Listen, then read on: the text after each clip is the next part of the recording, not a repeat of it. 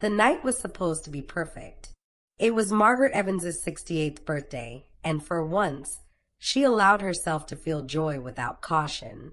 She sat at a cozy round table at Luigi's Ristorante in San Francisco, a place where the scent of garlic and fresh basil floated through the air, and soft Italian music hummed in the background.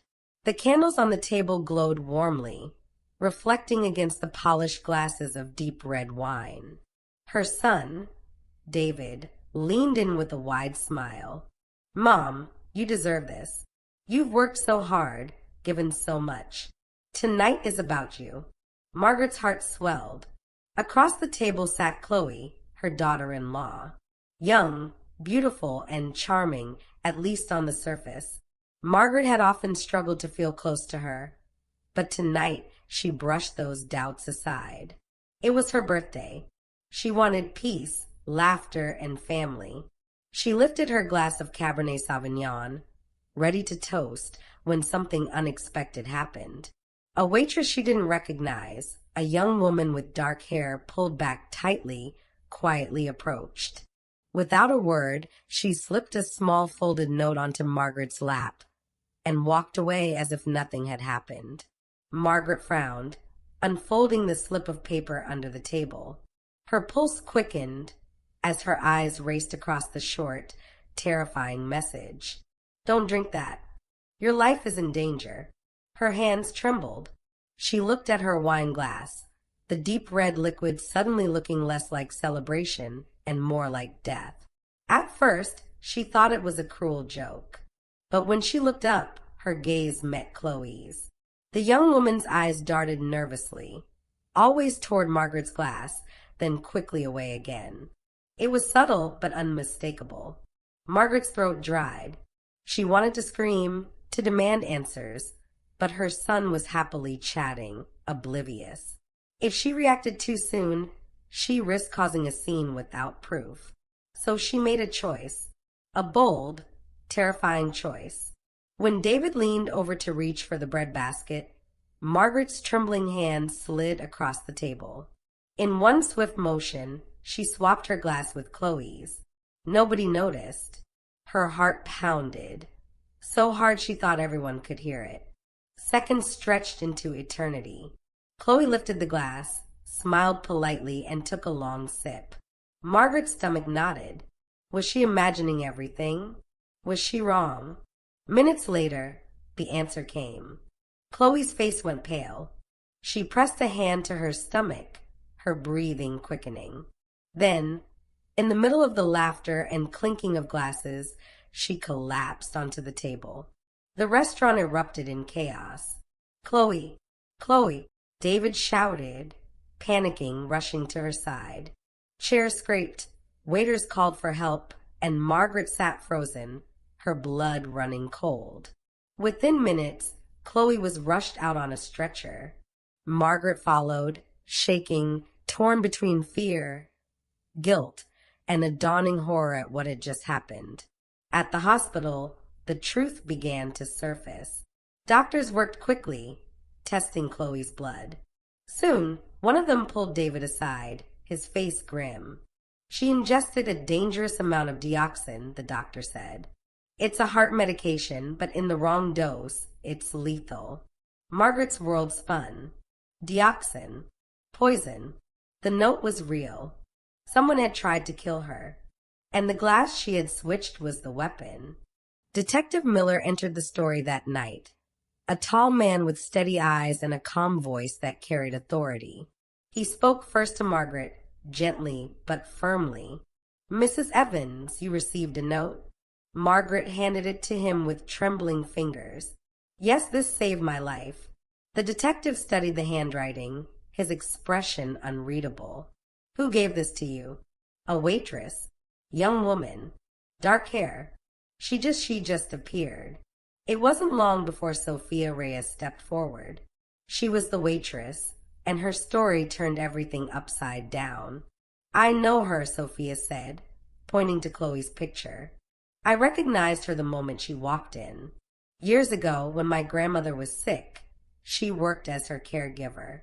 My grandmother died suddenly, too suddenly, And tonight, when I saw Mrs. Evans about to drink, I just knew I had to do something. Margaret sat in silence, every word slicing through her heart. The picture grew darker as Detective Miller began piecing together the puzzle. Chloe wasn't just a loving wife. She wasn't just a daughter-in-law. She was a predator, a planner, someone who had been slowly, carefully poisoning Margaret for months, planting seeds of doubt in David's mind, making him believe his mother's fatigue, confusion, and forgetfulness were signs of dementia. The truth was horrifying. The weakness, the dizziness, the strange memory lapses. It had all been Chloe, all carefully staged. And tonight, Chloe had decided to finish what she started. Margaret wept quietly in the hospital waiting room, her hands gripping each other tightly. She thought of the trust she had given, the love she had tried to build with Chloe. To think her daughter-in-law wanted her dead, wanted her gone, erased, forgotten, was a pain deeper than any wound.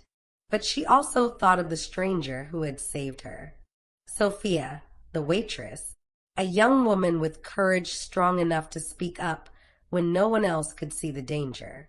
That night marked the beginning of a nightmare, but also a turning point. For Margaret Evans, life would never be the same. She had survived the first attack. Now, the real battle for truth, justice, and her sanity was about to begin. The hospital air was heavy with the scent of antiseptic and the hum of distant machines. Margaret Evans sat in a stiff plastic chair, her body trembling not just from exhaustion, but from the truth she could no longer deny. Her daughter-in-law had tried to kill her. David sat across from her, his face pale, his eyes red from crying.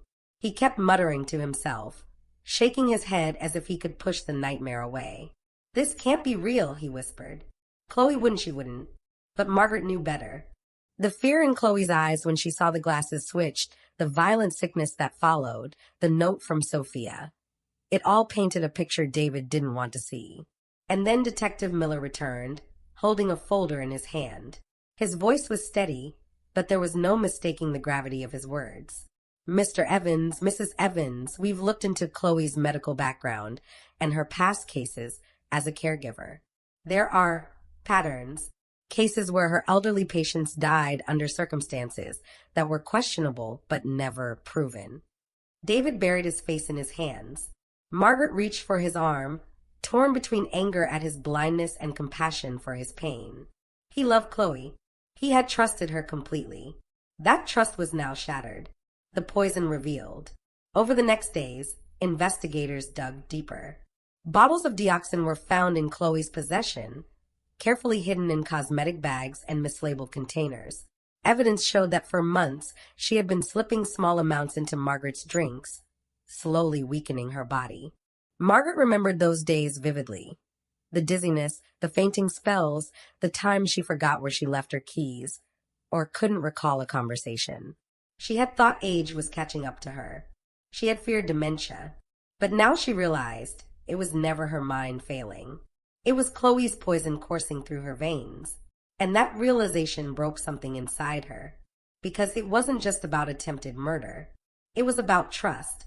It was about family. It was about a woman she had welcomed into her home, plotting to erase her existence for money, for control, for selfish gain. The confrontation. The police soon confronted Chloe in her hospital bed, where she was recovering under guard. Margaret wasn't supposed to be there, but she asked Detective Miller for one chance to look her in the eyes. She stepped into the room, her cane tapping against the floor, her voice shaking but firm. "Why, Chloe?" Margaret asked. "Why would you do this to me?" Chloe's eyes, cold and unflinching, met hers. There was no remorse, no fear, only calculation. "You were in the way," Chloe said flatly. "David loves you. He listens to you. As long as you were around, I couldn't have full control. You were slipping already, and I helped that along. I was simply speeding up what time was already doing." Margaret gasped, tears welling in her eyes. Chloe continued, almost casually. "You have money, property, influence over him. I wanted freedom, security, and honestly, you were never supposed to notice. The words cut like knives. To hear her life reduced to an obstacle, to hear her love for David twisted into weakness, it was unbearable. But Margaret stood taller, her voice steadier now. "You failed," she whispered. "And because of that, everyone will finally see who you really are." The courtroom battle.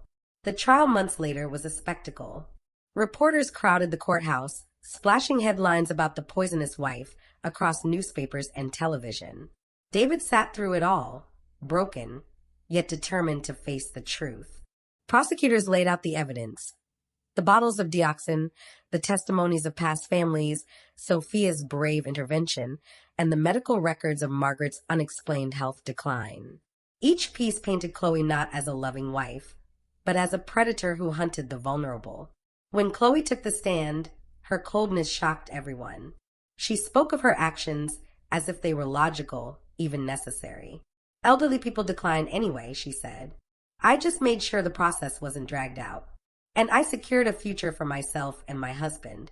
Gasps filled the courtroom. David's face crumbled, the last threads of denial snapping inside him. He had once loved this woman, trusted her with his heart, and now he saw the monster behind the mask.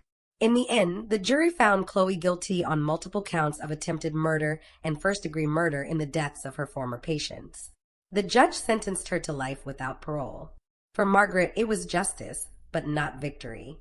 Because even when the gavel fell, she still felt the wound of betrayal deep inside her chest. Rebuilding life. After the trial, Margaret made a decision. She moved to a small home overlooking the Pacific Ocean, where the waves crashed endlessly against the shore. Each morning, she stood by her window, breathing in the salty air, reminding herself she was still alive. Sophia became a constant presence in her life. The young waitress, who had once been a stranger, now felt like family. They shared dinners, long talks, and laughter that helped Margaret heal. "I didn't just save your life that night," Sophia told her once. "You gave me something too. You gave me purpose."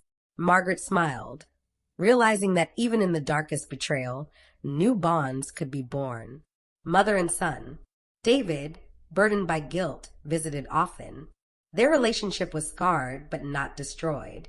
Slowly, with honesty and therapy, they began to rebuild.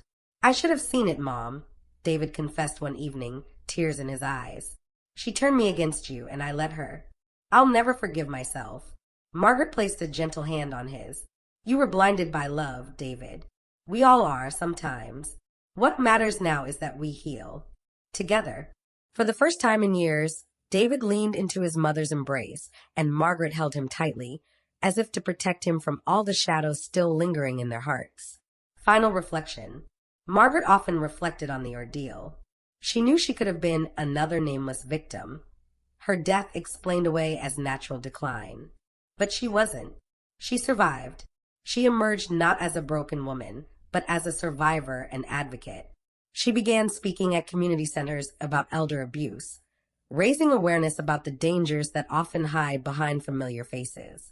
Looking back, she realized that betrayal doesn't always come from strangers. Sometimes, it comes from the people we let closest to our hearts. But just as betrayal can wound, compassion can heal.